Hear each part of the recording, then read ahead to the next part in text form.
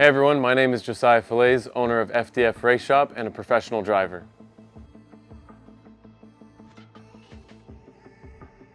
My ultimate drift chassis is the Corvette with some fine-tuning and products from my company FDF Raceshop. The chassis has the most potential to be the best that you can possibly get.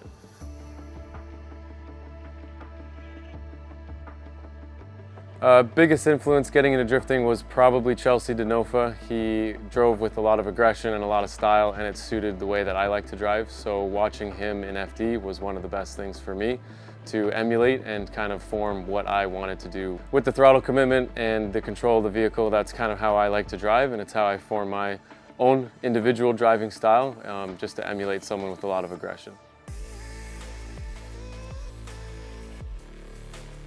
I prefer to not use the handbrake whenever possible. It induces a lot more speed once the corner is initiated, whereas handbraking kind of is a faster entry with a big decel slowdown. So generally speaking, you can get a big advantage if you're not handbraking because everyone's going to anticipate that you will be doing that. So it's just something that's harder to do, but better if you can do it. The best event that I've ever driven was DMCC. The crowd, the energy, and then the lack of not running a live event or having it live streamed on YouTube makes it so that you must be there in order to see it. The lights, the crowd, and everything that they do at those events is insane. The energy is insane, and when you win, you feel like you won the lottery. They got lights going, smoke going, everything's going crazy, and then after the battles are done, the loser has to blow off the rest of their tires, which just makes it for a very energetic event. This event is in Quebec only, and it's been running for like 15, 16 years.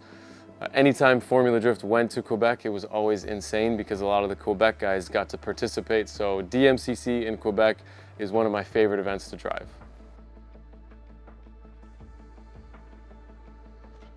In Canada, there's a sense of urgency. Because of our seasons, we must do the best we can as fast as we can. So everybody here is actually extremely aggressive. We don't really hold anything back. So generally speaking, when a Canadian driver goes to the US, we tend to do really well, even though we only have half the time to drive.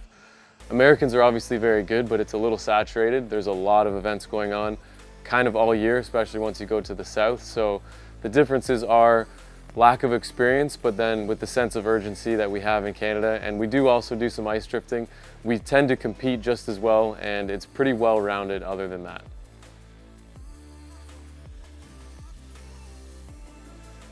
FDF Raceshop is a performance suspension brand and kind of a problem-solving company. So the reason I started is because when I got into drifting, there was a lot of problems with initiating and performing drifting in cars. At the time, the products that I wanted to buy, I didn't really like, and having an engineering background, I basically just designed them myself.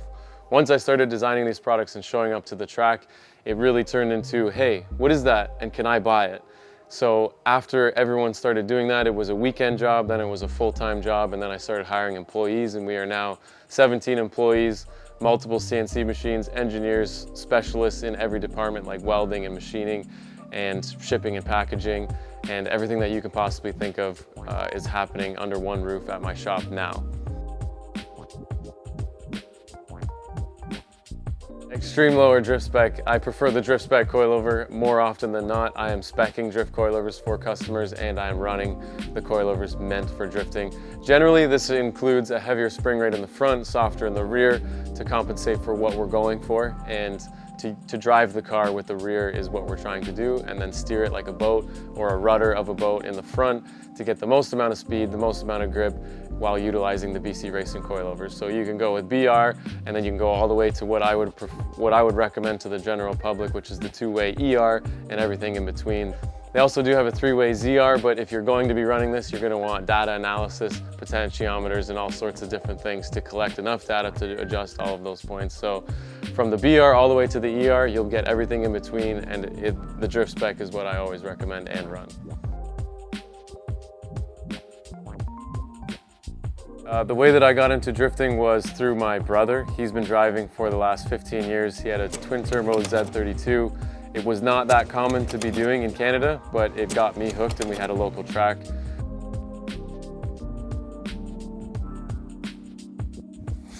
I'm keeping maple syrup. Every time I always appreciate actual real maple syrup. Hockey, honestly, I appreciate the athleticism and the sport. I love playing it when I can, but at this day and age, I'm a racer, and my kids are going to be racers, and hockey is just something that is for entertainment.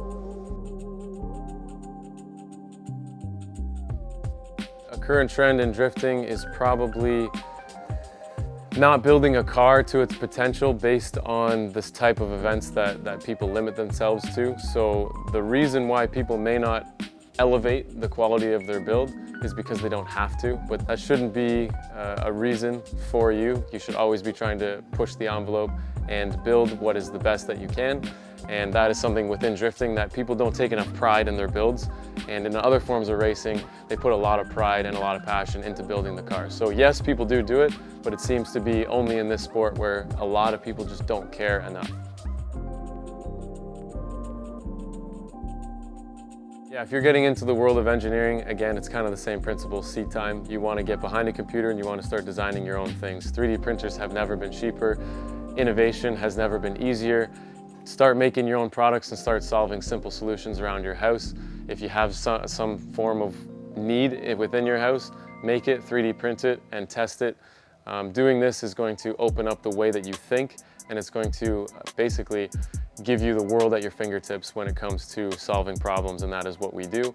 And that is what I do in drifting, and now I own a shop with 17 employees, 3 engineers on staff, and we are solving problems daily and improving everything all the time.